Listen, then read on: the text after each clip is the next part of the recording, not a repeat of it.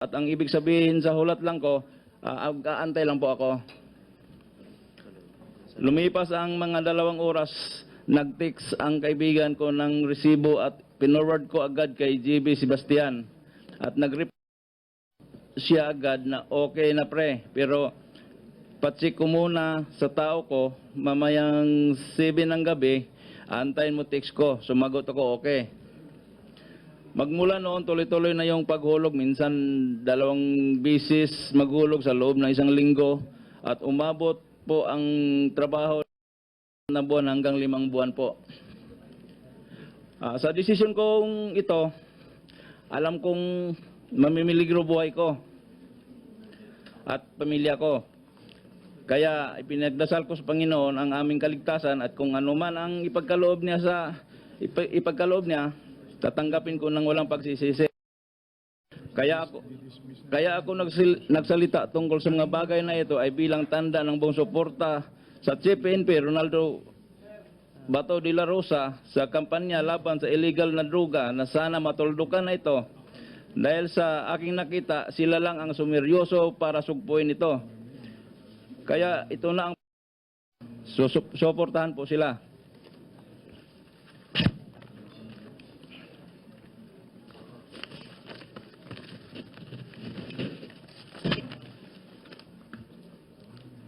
Sana matulungan kaming mga preso na lagi na lang inaabuso tulad ng nangyari sa amin ng panahon ni Secretary.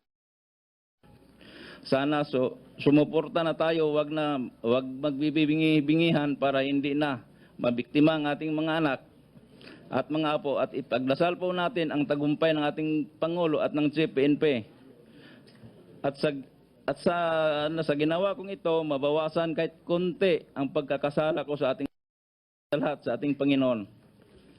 Sa katunayan ng lahat nito ako ay lumagda sa aking pangalan nitong ika-13 ng September 2016 sa lungsod ng Muntinlupa po. Okay na po. Tapos ka na po, Mr. Opo, Meron ka pang gustong idagdag dyan, dyan sa salaysay mo? Yun lang pong nabanggit sa akin ni JB Sebastian, Your Honor, na pag hindi sasakay, matibay yung bangka niya nung panahon na yun, Your Honor. Pag hindi sumakay sa kanya, lulubog. Ano ibig sabihin? Sa iyong pagkakaintindi? Parang, ang pagkakaintindi ko po, Your Honor, pag hindi sumang-ayon sa kanya, Pag hindi sumama sa kanyang grupo, ganun ba yun? Oo, ganun po. Ang pagkakaintindi ko po, Your Honor. Yung lulubog, anong ibig sabihin naman ng lulubog? Maaring alisin sa maximum compound, Your Honor, idalin sa medium o kaya sa kolonya po. Okay, so meron pa, wala na? Yun na lang po, Your Honor. Ikaw ba ay tinakot, pinwersa o binayaran para ikaw ay magbigay ng at lumagda ka dyan sa affidavit mo? Hindi po, Your Honor. Kusang loob ko po Kusang itong loob. ginawa po, Your Honor. Okay, so maraming salamat. Mr. Secretary, wala pa yata yung ating immunity doon sa request for immunity for the 4 other. Mr. Chair, Perhaps we can open the floor for interpellation. Mr. Chair, while waiting for the other witnesses and including our request for immunity, which is now pending for the Speaker's appropriate action, may I ask some clarifications with the witness? Mr. Chair, he had mentioned being from the city of Osamis. Sige po, bilang Vice Chair po ng Correctional Subcommittee at kababayan itong witness, I'll give you the floor. But before that, ito po yung interpellator, Congressman Harry Roque, Kong Rudy Fariñas, Kong Fortun, Kong Pineda, Kong Maceda, Kong Lacson, Kong Cagas, Kong Barbers, Kong Garcia, Garbin, Belaro, Acop, Gonzaga, Alejano, Rocamora, Yes, Mr. Chair, just few clarifications. Mr. Witness, miyon ka nga taga Osamis, unsay barangay nimo sa Dakbayan sa Osamis nga imong gipuy-an bago ka adisir ka na priso? In the city of Osamis that he resided before he got incarcerated. Bagakay Osamis City po, Your Honor. Okay, dito ka na tao sa Bagakay or mo lang na imong gipuy-an? Doon po, Your Honor. He was born in that barangay Bagakay. Nimo nga nganong naamang kakaron sa National Bilibid? Kidnap for ransom po, Your Honor. Kidnap for ransom. Opo. Unsa nga tuig ka nga na-convicted? Na ano po kami 1999 po, Your Honor, natulan po kami to 2002 po. Okay. Unsa nga di mo sa Dakbayan sa Osamis Ay. or outside Osamis City? Dito po sa Malabon, RTC branch ang kaso ko po, Your Honor. Okay. Now, in paragraph 9 of your affidavit, you mentioned that you were given an account number for you to deposit the amount, the proceeds of the drugs that you were told to trade. Sa paragraph 9 sa imuhang affidavit, miingon ka nga gitagaan ka og account number sa diin dito ipadeposito ang proceeds sa droga nga gipabaligya sa imo. Nga sa imong giingon 850,000 ang sabot, gipatungan og 20,000. What is the account name and account number nga kaning maong tag sa imuha? Hindi ko na po matatandaan yung account name, Your Honor, pati yung number, pero BDO po, Your Honor, ang account na yon. What is the account name? Ang pangalan ng maong yung account number na yan? Your Honor, hindi ko na po kasi ipo-forward ko po kagad doon sa kaibigan ko pag mag-text si JB Sebastian sa akin ng account po. Diretso ko pong i-forward doon sa kaibigan ko. Oh, but the one which you had forwarded to your friend is the account number. Of course, it also included account name. So, you mean to say that when you executed this affidavit, you don't know the account name and the account number that you had transferred to your friend? Wala pa ka kibalo kung kinsa nga ngalan o unsa nga numero sa maong account, bank account nga imong gipasa ngadto sa imong kauban? Your Honor, yung time na akin, nabasa ko po, Your Honor, pero hindi ko naman po iniisip na mananatili doon po sa cellphone ko, kaya ipinurward kaibigan ko po yung resibo, account na yon po. I-delete po, Your Honor, dahil po bawal eh. Baka pag mahuli yung cellphone, bawal po, Your Honor, malalaman. Given enough time, would you be able to locate that account number and account name? Kung matagaan ka gamayng panahon, nabay oportunidad, panimo makakuha nimo ang maong account name o account number, considering nga na kay immunity sa imuhang pagtistigos karon. You are given that legislative immunity in connection with your testimony in this committee hearing. Sisikapin na makapaghanap po. In that connection, we will request the Secretary of the Department of Justice to exert best efforts to get the account name and account number which is being promised also by the witness for him to accept the same. Thank you very much, Mr. Chair. That's all for this representation. Thank you for that. So now we recognize Congressman Harry Roque. Thank you, Mr. Chair. My first question is for Noel Martinez Golyoso. Mr. Martinez, tama po pa ang pagkakaintindi?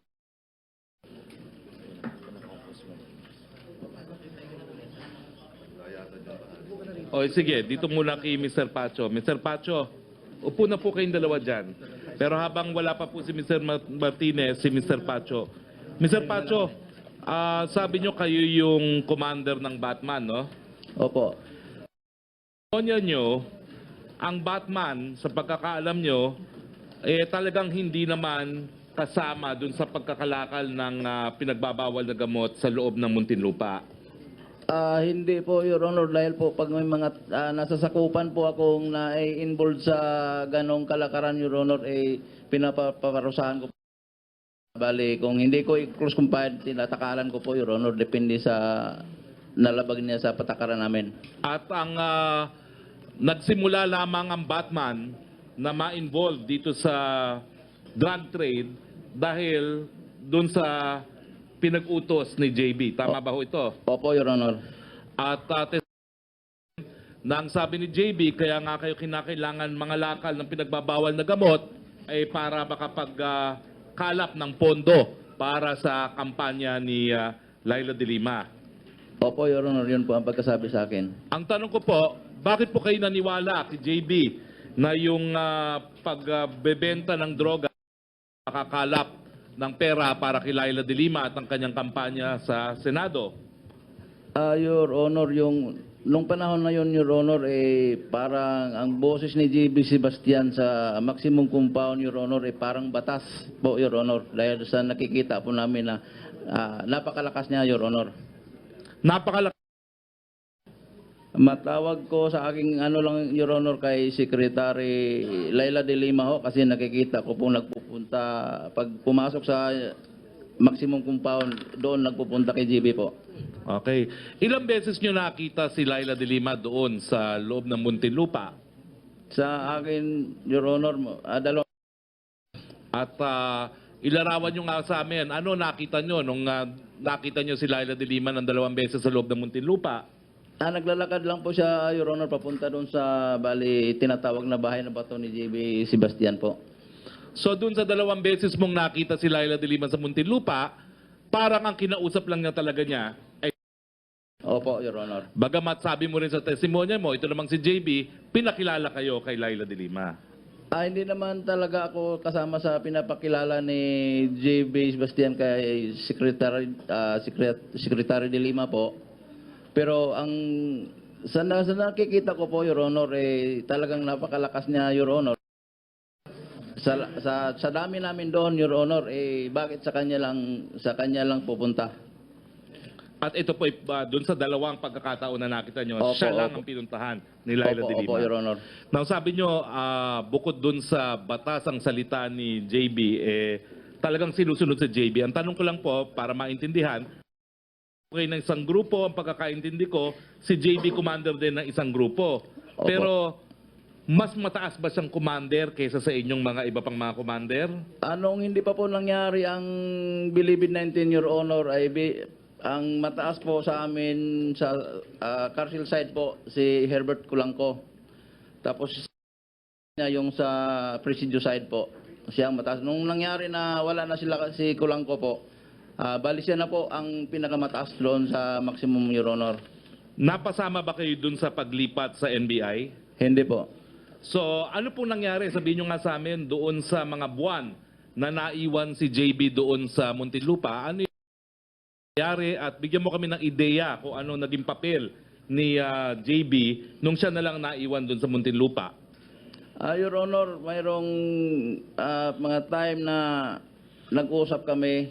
Inutosan niya po ako na dadalhin ko daw sa kanya yung mga Chinese na nasasakupan ng aking pangkat. Kaya sinagot ko siya na, pare, ang mga Chinese may kanya-kanyang tao. Huwag mo naman ako ang utusan mo dahil baka pag magagalit yan sila, sa akin lahat galit yan. Kaya yung mga tao na lang po ng mga Chinese na yan, ang tawagin mo na para yun ang magsundo sa kanila. Sino ba ho yung mga Chinese na JB? Joseph Lim,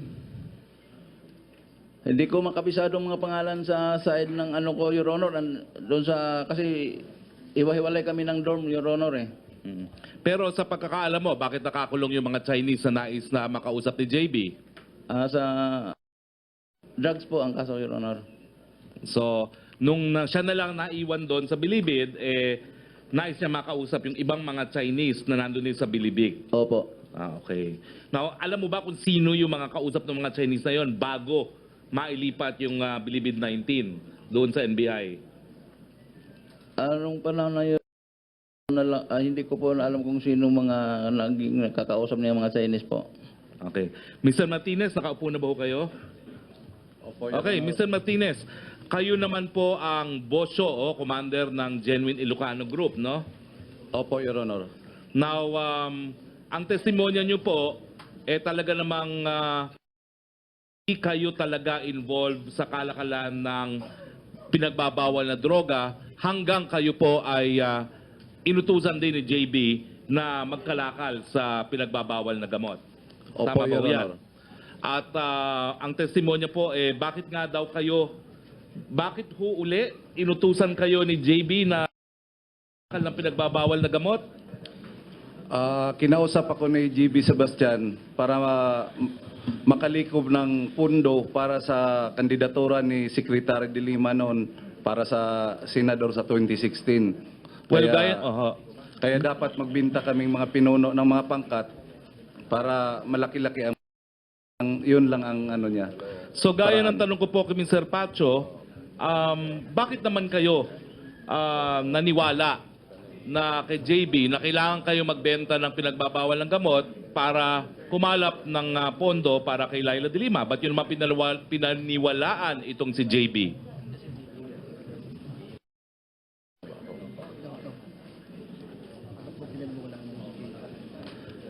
Si GB kasi ang tinitingnan namin doon na pinaka-leader sa lahat ng mga busyo doon nung panahon na yun.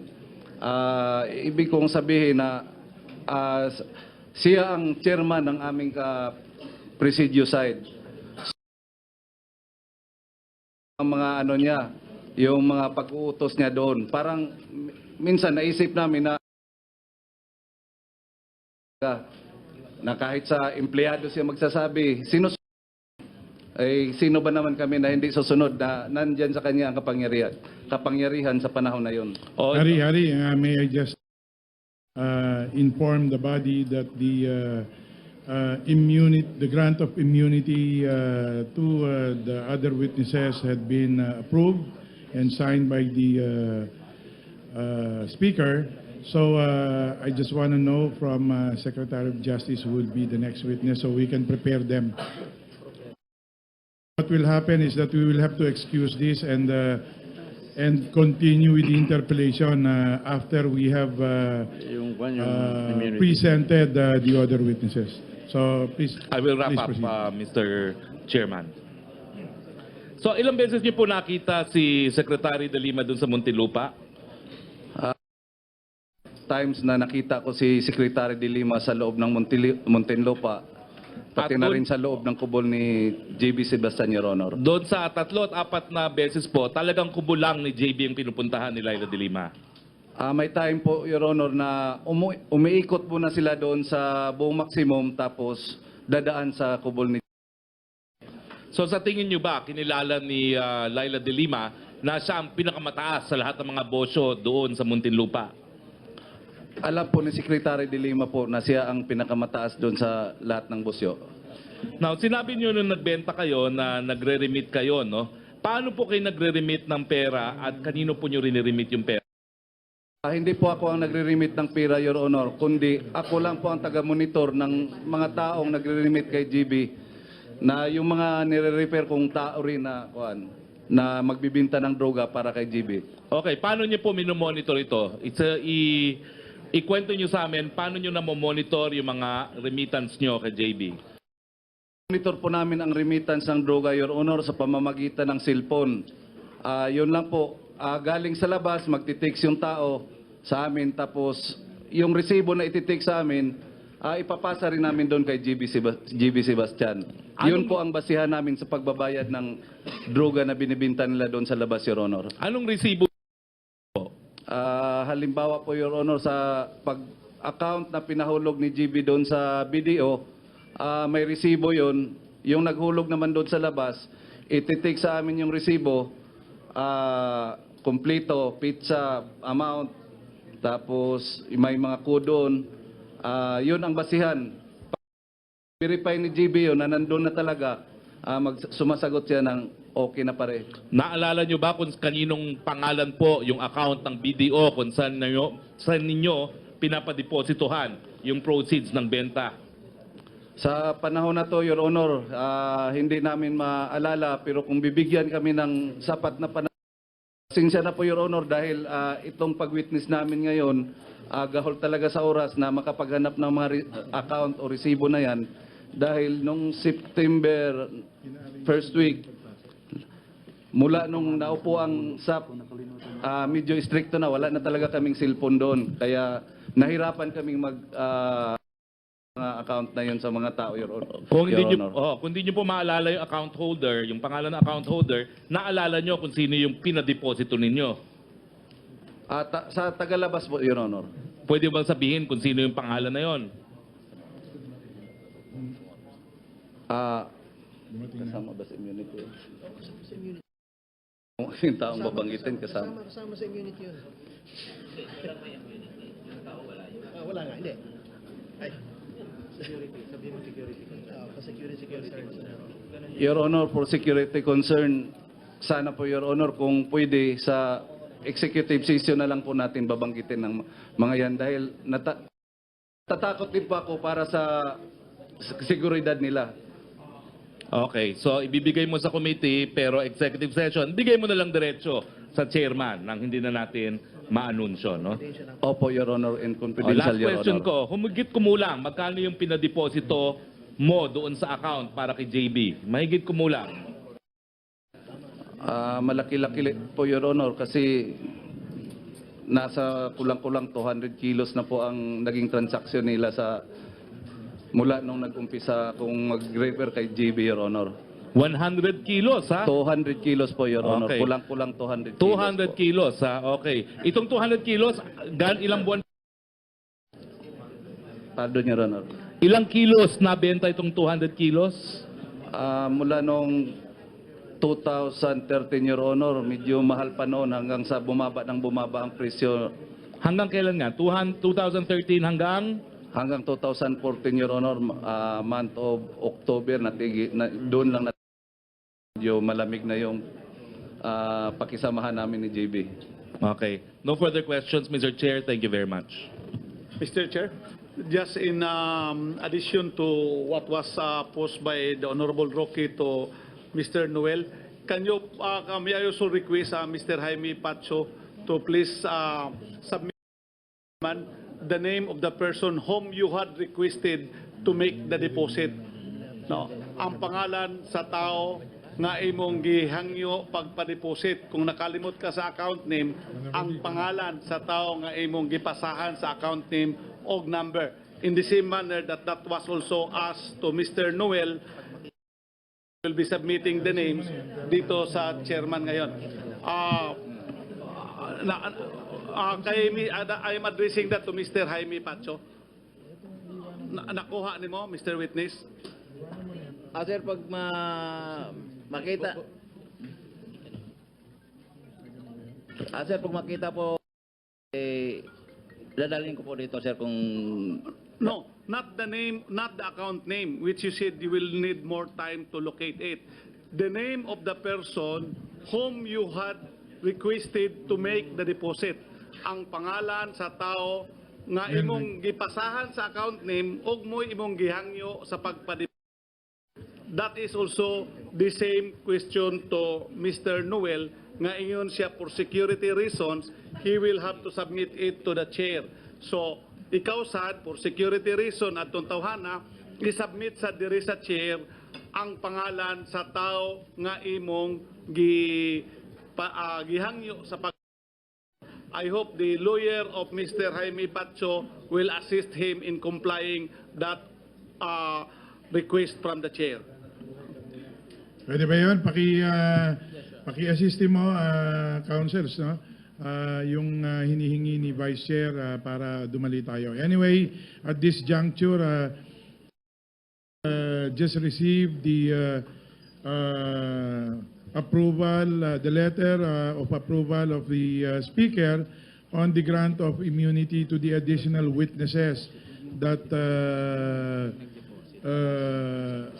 the Secretary of Justice will present in today's hearing. Yung dalawang witnesses ngayon ay excuse muna to pave the way for the entry of the next witness who is witness, sino ito? Baligad. Baligad. Sabi po ni Secretary ay explosive din daw po ang revelation nito. Importante na marinig natin na ang sasabihin nito para bumilis po yung proseso natin. Meanwhile, that we are awaiting the entry, the exit of the witnesses here and the entry of the next witness, we recognize Kong Garbin. Thank you, Mr. Earlier, I've heard a call for an executive session. For us, Hindi na. Hindi na po. Isasubmit na lang daw sa chair, di ba? Wala nang executive session. Wala na po. para Because under bumilis. the rules, we can only conduct executive session if it endangers national security, Mr. Chairman. Okay na po, hindi na. Hindi na tayo doon tutungo. Mr. Chairman. Kong Seda. Yes, just an inquiry with regard to the rules of the committee because Congressman Waminal, yesterday when he was interpellating, he was speaking in his language in Bisaya. Congressman Garcia yesterday, Congressman Teves. But they were able to translate it anyway. But is there any rule that if the witnesses or the congressmen or any of the resource persons are speaking in a dialect that is not in English or Tagalog, is there a way wherein we can assure that it is translated properly? Everybody here will understand what we are talking about. Kasi kahit isang salita lang o isang sentence lang ng testimonya ng ating mga testigo na hindi maintindihan ng mga miyembro ng komite, baka kasi konektado lahat ito para po maintindihan namin lahat. What is the view of the chairman? Well, dapat hindi po tayo naghihigpit at meron namang nagkukusang mga miyembro na mag-translate para sa mas madaling pag-intindi ng mga miyembro. So we're just doing that to save, to facilitate the conduct of this inquiry. Pero anyway, we approve the minutes at saka yung mga transcripts. If you wish to look at the transcripts and you have questions on this, then please make the necessary manifestation. Well, yes, Mr. Chairman, in the absence of a interpreter, then maybe we just request our fellow legislators who speak the language if they can translate to English or Tagalog whatever conversations they have with the witnesses. Pakisuyo lang po. Members, please be guided accordingly para po mas madali. Meanwhile, I have requested Secretariat to also provide for that for purposes of transcription. Maraming salamat po, Mr. Chairman. Hindi po lahat kasi ng mga miyembro ay nakakaintindi. Katulad ko po, kahit na parehas kami Ilocano ni Manong Rudy Pariñas, hindi po ako marunong magsalita Ilocano. Kaya gusto ko lang maintindihan yung pinag-uusapan. Salamat po. Excuse na po yung dalawang witnesses. Please, the security escorts, please bring them back to the holding area. And we will allow the entry of the new witness. Excuse me, Mr. Chairman, I have just interpolate the two witnesses. Ano po? I have We will continue after the presentation of the other witnesses. Inintay lang po natin to save time while we're waiting for the approval by the Speaker of the Immunity, inallow po natin ito pero with the understanding arrival or upon receipt of the Secretary's approval, then we will continue with the presentation of the witnesses. So I understand that these two witnesses are Will still return coming back. later. Are still coming back. They will return the 4 others that will be presented this afternoon. Mr. Chair, we are already in receipt of the immunity given by the Speaker of the House in favor of inmate Jojo Baligat, who is here and ready to identify the affidavit he executed. Thank you for that. Anyway, we can continue. They have finished with their testimonies. Please, Mr. Secretary, can you please inform the witness of the grant of this immunity? Of this grant of immunity for the record. Yes, Mr. And their Chair, may express we ask consent. if the witness, Jojo Baligat, is inside the hall? Ayun. Po. Meron ko bang abogado? Sinong abogado ni Mr. Baligat? Mismo si Rico. Minsan, mismo Si Attorney Ferdi, abogado lawyer. Pwede bang yung dalawang witnesses paki-escort na muna para lumuwag po tayo? At kung ano man yung ginagawa dyan para maging mas matahimik ang ating pagdinig. Tatanungin ko siya kung ina-admit kung accepted niya. Pero, hindi. Sample lang natin ito. Hindi. Sample kay Baligat. So nasan po si witness Baligad? Pakiupo po, nasan po kayo? Wala naman tayong bang copy. Wala pa.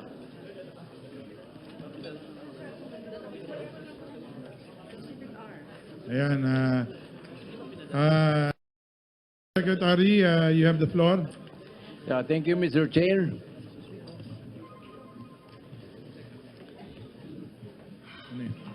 Mr. Baligat, Ginong Baligat, meron pong ibibigay sa iyo na isang dokumento na ikaw ay binibigyan ng immunity sa prosecution kung ano mo dito sa loob ng pagdinig na ito. Sa kondisyong, sasabihin mo lamang ang lahat ng katotohanan, buong katotohanan at walang iba kundi katotohanan. Please read the offer of immunity together with your lawyer. At sabihin mo sa amin kung tinatanggap ninyo yung immunity na ibinigay sa atin ni Speaker Bebot Alvarez. Meron bang abogado si for the record, please stand to be recognized and state your name. Thank you, Mr. Chairman. Your Honors, I am Ferdinand, counsel for Mr. Jojo Baligat. Thank you. Please put on the record, Comsec.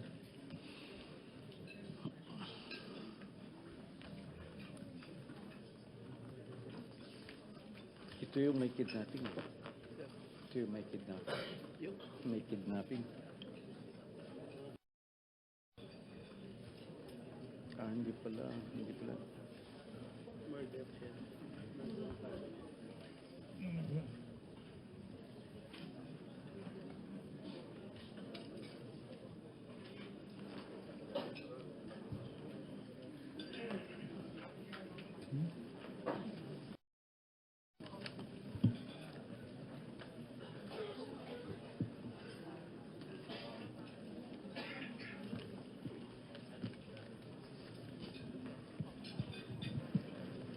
Chief. Yung summary nung... So, Mr. Secretary. May we know from the counsel and the witness kung ano ang inyong decision sa... Tinatanggap mo? Opo. Okay, so again, Mr. Chair, I proceed. Please proceed. Acceptance of, by the resource person, Jojo Baligad, may we ask that an oath be administered? Okay, please administer the oath, Comsec. Ano? Ako, Ako, pakisabi ng pangalan, si Jojo Baligad, ay taus-pusong nanunumpa ay taos-pusong nanunumpa na magsasabi na magsasabi ng katotohanan, ng katotohanan, buong katotohanan, buong katotohanan, at pawang katotohanan lamang. at pawang katotohanan lamang. Kasihan ako ng Diyos. Saksihan ako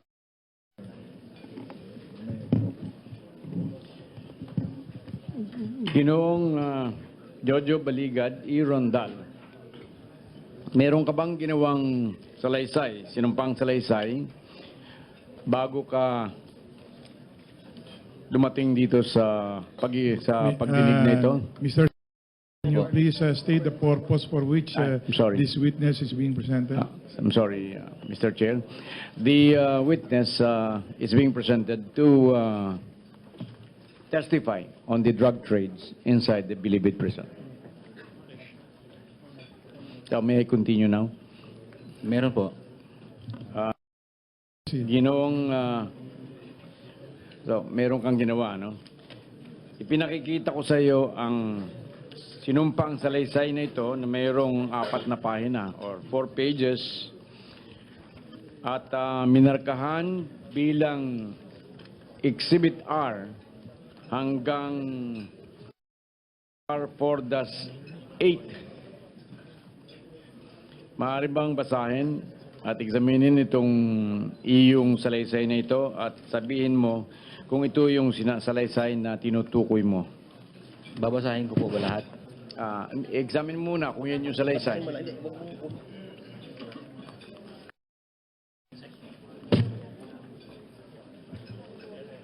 Ano yung last? R48. R4B. Oh.